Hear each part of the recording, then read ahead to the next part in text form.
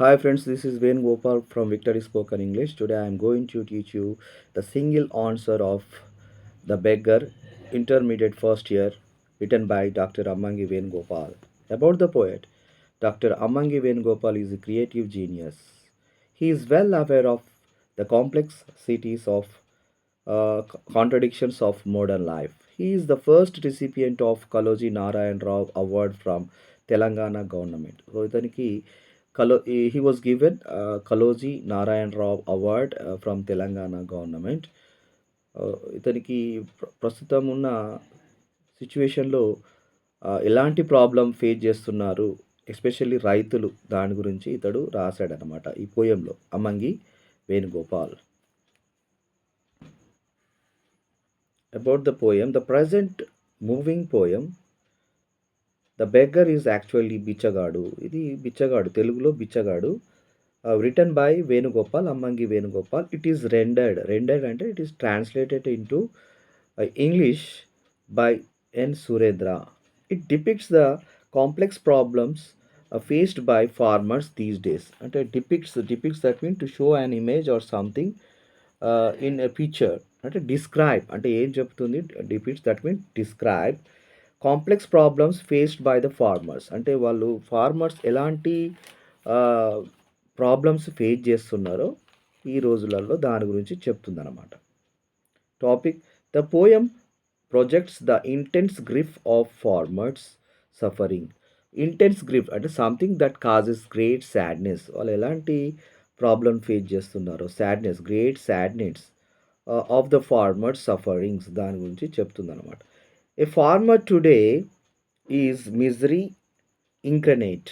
Misery that means very poor living conditions. అంటే poverty, అతడు పేదరికంలో జీవిస్తున్నాడు. ఎవరు? రైతు. The poem identifies farmers with dark eyes that are filled with the shadows of their struggles.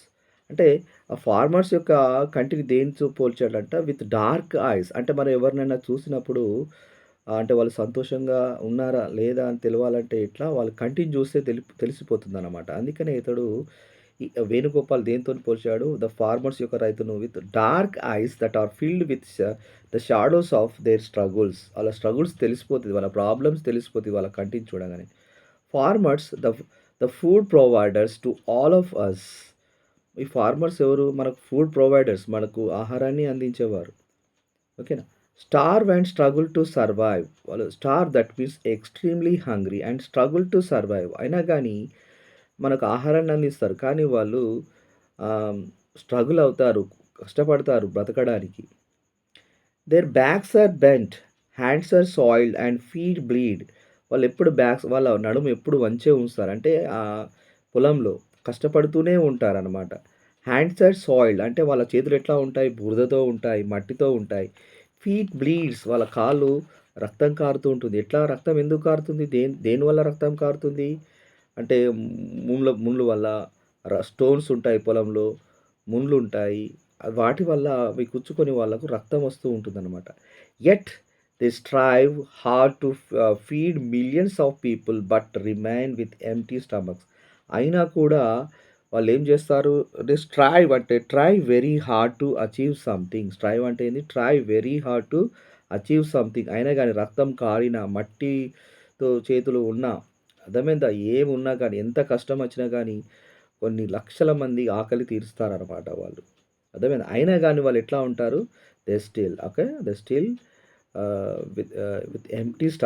With empty స్టమక్తోనే ఉంటారన్నమాట. The poet expresses his agony. Agony that means ఏంటి? Agony that means extreme physical mental pain. అంటే వాళ్ళ mental pain, physical and mental pain. అంటే పంట పండుతుందో పండదో, పంట పండితే దానికి మద్దతు, కనీసం మద్దతు ధర వస్తుందో లేదో, ఏమైనా వర్షాలు వచ్చి పంట అంతా ఖరాబ్ అయిపోతుందేమో అని, అంటే పంట చేతికి వచ్చేంత వరకు కూడా వాళ్ళకు బాధ ఉంటుందన్నమాట. And say that the modern society is responsible for the hunger of farmers. అంటే దీనికి రైతుల యొక్క ప్రాబ్లంకి ఎవరు? The modern society. ఓకేనా? At last he reminds us to identify the poor farmers who come to our houses and wait for alms. ఇక్కడ ఏమంటున్నాడు, మరి ఏం గుర్తు చేస్తున్నాడంటే ఐడెంటిఫై పూర్ ఫార్మర్స్ అంటే మనం గుర్తించాలి పూర్ ఫార్మర్స్ని మనము. At last, he reminds us to identify the poor farmers who come to our houses and wait for alms.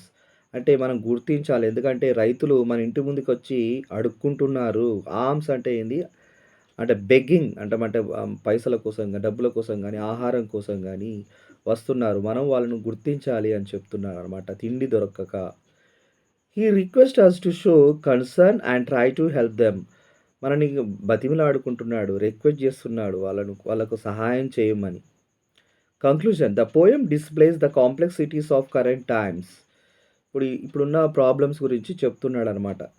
Thus acquiring for itself universal appeal. ఇది యూనివర్సల్ అపీల్గా రిక్వెస్ట్గా చెప్తున్నాడు. Thus the lines plays a significant role in introducing certain harsh realities of society. ఇది it is real, not false information.